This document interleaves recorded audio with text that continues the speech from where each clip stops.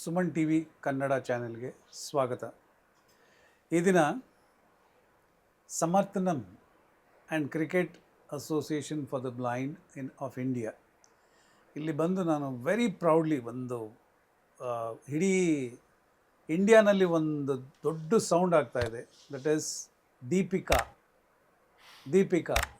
ನಾವು ಯಾವಾಗಲೂ ಕೇಳ್ತಾ ಇರ್ತೀವಿ ಧೋನಿ, ಕೊಹ್ಲಿ, ಸಚಿನ್ ಅಂತ. ಸದ್ಯಕ್ಕೆ ನಮ್ಮ Indian cricket team for the ಬ್ಲೈಂಡ್ನಲ್ಲಿ ಕ್ಯಾಪ್ಟನ್ ಆಗಿ made the whole country proud. Deepika TC from Karnataka, Kavya V and Kavya NR, 3 ಜನದ ಜೊತೆ ನಾನು ಕೂತ್ಕೊಂಡು ಟೈಮ್ ಸ್ಪೆಂಡ್ ಮಾಡೋಕ್ಕೆ ಅಂತ ಬಂದಿದ್ದೀನಿ. ಫಸ್ಟ್ ಎ ವಾರ್ಮ್ ವೆಲ್ಕಮ್, ನಿಮ್ಮೆಲ್ರಿಗೂ ಸ್ವಾಗತ ಸುಮನ್ ಟಿವಿ ಕನ್ನಡಕ್ಕೆ. Thank you sir. Fantastic, fabulous, great, ಈ ಥರ ಸಾಕಷ್ಟು ಬೇರೆಯವ್ರ ಬಗ್ಗೆ ಕೇಳಿದ್ವಿ. Very proud to hear about you. ನಿಮ್ಮ ಬಗ್ಗೆ last 3 days, I think 27 November ನೀವೆಲ್ಲ ಪ್ರಧಾನಮಂತ್ರಿ ಶ್ರೀ ನರೇಂದ್ರ ಮೋದಿ ಅವ್ರ ಜೊತೆ ಇದ್ರಿ.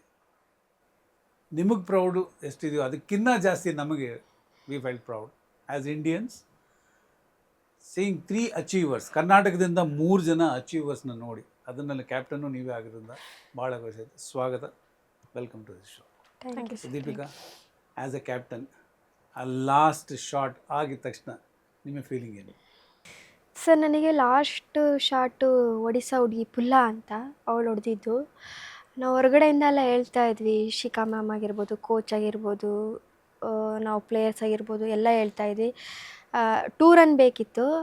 ಅವಳು ಲಾಸ್ಟ್ ಶಾಟು ವಿನ್ನಿಂಗ್ ಶಾಟ್ ಹೊಡಿ ಪುಲ್ಲಾ ಅಂತ ನಾವು ಹೊರಗಡೆಯಿಂದ ಹೇಳ್ತಾ ಇದ್ವಿ. ಒಂದು ವಿನ್ನಿಂಗ್ ಶಾಟು ಅದು ಬೌಂಡ್ರಿ ಹೊಡೆದ್ಲು ಅವಳು. ತುಂಬ ಪ್ರೌಡ್ ಅನ್ನಿಸ್ತು ನನಗೆ. ಮತ್ತು ಆ ಒಂದು ವಿನ್ ಆದ ಒಂದು ಕ್ಷಣ ಇತ್ತಲ್ಲ ನಮಗೆ, ಆ ಕ್ಷಣದಲ್ಲಿ ನಮಗೆ ಒಂದೇ ನೆನಪಾಗಿದ್ದು, ನಮ್ಮ ದೇಶ ಅಂತಂದರೆ ನಾವೊಂದು ಬೇರೆ ಕಂಟ್ರೀಲಿ ನಾವೊಂದು ನಮ್ಮ ದೇಶದ್ದೊಂದು ಜೆಂಡಾನ ಎತ್ತಿ ಹಿಡಿತೀವಲ್ಲ, ಅದೊಂದು ತುಂಬ ಒಂಥರ ಅದು ಫೀಲಿಂಗೇ ಬೇರೆ ಇರುತ್ತೆ ನಮಗೆ. ಮತ್ತು ನಮ್ಮ ಅಪ್ಪ ಅಮ್ಮ ಪಟ್ಟಿರೋ ಕಷ್ಟಗಳು, ನಾವೇನು ಎಲ್ಲಿ ಅಂತಂದರೆ ಯಾವ ಸ್ಟೇಜಿಂದ ಬಂದ್ವಿ ಅನ್ನೋದೊಂದು ನಮಗೆ ಒಂದು ನೆನಪಾಯಿತು. ಮತ್ತು ನಮಗೆ ಬಿಸಿಲು ಅಂದೆ, ಚಳಿ ಅಂದೆ, ಮಳೆ ಅಂದೆ, ನಮ್ಮನ್ನು ಇಷ್ಟು ನಾವು ಸೇಫಾಗಿದ್ದೀವಿ ಅನ್ನೋದು ಅದು ಒಂದೇ ಒಬ್ಬರೇ ಕಾರಣ, ಅದು ಸೋಲ್ಜರ್. ಅವರು ನನಗೆ ಆ ಕ್ಷಣದಲ್ಲಿ ಇಷ್ಟು ಜನ ನನಗೆ ನೆನಪಾಗಿದ್ದು. ಮತ್ತು ನನಗೆ ಮೇಯ್ನಾಗಿ ನನಗೆ ಹೆತ್ತಿರೋ ತಂದೆ ಇರ್ಬೋದು, ಬಟ್ ನನಗೆ ದೇವರನ್ನು ನನಗೆ ಬೆಳೆಸೋ ತಂದೆ ಕೊಟ್ಟಿದ್ದಾರೆ, ಅದು ಮಾಂತೆ sir. But lot of struggle sir. ಅಂತಂದರೆ ಕ್ಯಾಬಿ ಆಗಿರ್ಬೋದು, ಸಮರ್ಥನಮ್ ಆಗಿರ್ಬೋದು, ತುಂಬಾ ಕಷ್ಟಪಟ್ಟಿದೆ. ಅಂತಂದರೆ ಒಂದು ವರ್ಲ್ಡ್ ಕಪ್ಪು ಕಂಡಕ್ಟ್ ಮಾಡಬೇಕಂದ್ರೆ ಅದು ಒಂದು ಈಸಿ ಮಾತಲ್ಲ, ಅದು ತುಂಬ ಕಷ್ಟದ ಮಾತು. ಅಂತಂದರೆ ಯಾರೇ ಕಡೆಯಿಂದ ಸಪೋರ್ಟ್ ಇಲ್ಲದೆ, ಇವಾಗ ಬೇರೆ ನಾರ್ಮಲ್ ಕ್ರಿಕೆಟ್ಗೆಲ್ಲ ಬೇರೆ ಬೇರೆ ಸಪೋರ್ಟ್ಗಳಿರುತ್ತೆ, ಕಂಪ್ನಿಗಳೆಲ್ಲ ಸಪೋರ್ಟ್ ಮಾಡ್ತಾ ಇರ್ತಾರೆ. ಸೊ ನಮ್ಮ ಕ್ರಿಕೆಟ್ಗೆ ಆಲ್ಮೋಸ್ಟು ಇವಾಗ ಅವರು ಸ್ಪಾನ್ಸರ್ಸ್ ಹತ್ರ ಮಾಂತೆ ಸರ್ ಎಷ್ಟು ರಿಕ್ವೆಸ್ಟ್ ಮಾಡಿದ್ದಾರೆ, ಅದು ನೆನೆಸ್ಕೊಂಡ್ರೆ ನನಗೆ ಒಂಥರ ಮನಸ್ಸಲ್ಲಿ ಒಂಥರ ಫುಲ್ಲು ಫೀಲ್ ಆಗ್ತಾ ಇರುತ್ತೆ. ಅಂತಂದರೆ ಯಾವ ಥರ ರಿಕ್ವೆಸ್ಟ್ ಮಾಡಿರ್ಬೋದು ಸರ್, ಯಾವ ಥರ ಕಷ್ಟಪಟ್ಟಿರ್ಬೋದು ಒಂದು ವರ್ಲ್ಡ್ ಕಪ್ ಕಂಡಕ್ಟ್ ಮಾಡೋದಕ್ಕೆ ಅನ್ನೋದು. ಆ ಒಂದು ಎಲ್ಲ ಕ್ಷಣಗಳು, ಆ ಒಂದು ವಿನ್ನಿಂಗ್ ಮೂಮೆಂಟ್ ಆಯ್ತಲ್ಲ, ಆ ಕ್ಷಣಗಳೆಲ್ಲ ನೆನಪಿಗೆ ಬಂತು ಸರ್ ನನಗೆ. ವಂಡರ್ಫುಲ್. ಕಾವ್ಯ ಆ್ಯಂಡ್ ಕಾವ್ಯ ಇಬ್ಬರೂ ನಿಮ್ಮ ಫೀಲಿಂಗ್ಸ್ ಹೆಂಗಿತ್ತು ಆ ಮೂಮೆಂಟ್? ಅಂದರೆ ಅವತ್ತು ಫೈನಲಲ್ಲಿ ನಾನು ಹೊರಗಡೆ ಇದ್ದೆ ಸರ್.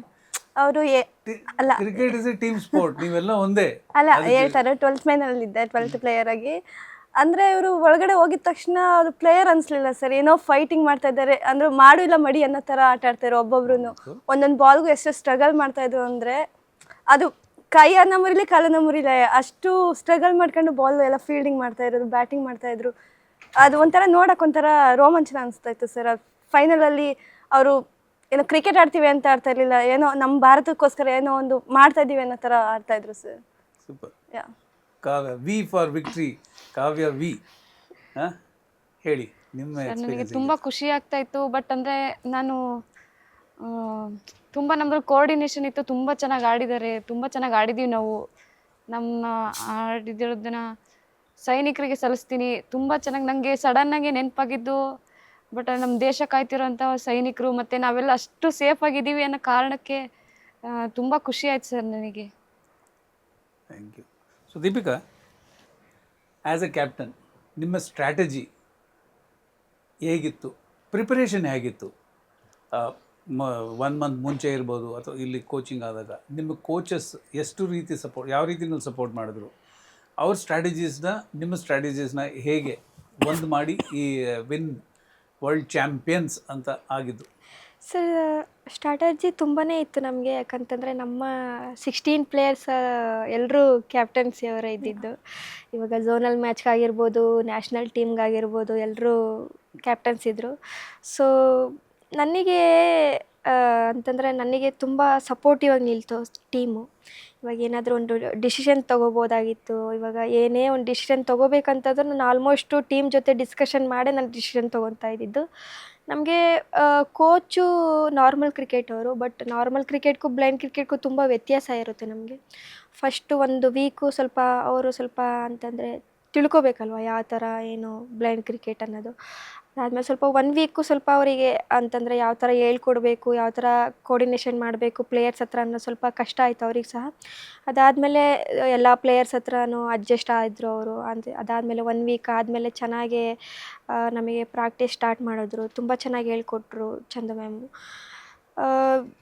ನಮ್ಮ ಕ್ರಿಕೆಟಲ್ಲಿ ಒಂದು ನಾನು ಇಂಪಾರ್ಟೆಂಟ್ ಹೇಳಬೇಕಂತಂದರೆ ಕೋರ್ಡಿನೇಷನ್ನು ತುಂಬ ಚೆನ್ನಾಗಿತ್ತು. ಕೋರ್ಡಿನೇಷನ್ ಮಾತ್ರ ನಮ್ಮ ಟೀಮಲ್ಲಿ ಒಂದು ಕುಟುಂಬದಲ್ಲಿ ಒಂದು 16 ಜನ ಒಂದು ಅಕ್ಕ ತಂಗಿಯರು ಇರ್ತಾರಲ್ಲ, ಆ ಥರ ಒಂದು ನಮ್ಮ ಟೀಮ್ ಇದ್ದಿದ್ದು. ಸೊ ರಿಯಲಿ ನಾನು ಏನು ಹೇಳೋದಕ್ಕಾಗಲ್ಲ, ಒಂದೇ ಮಾತು ಹೇಳೋದು, ನಾನು proud of my team. Wonderful.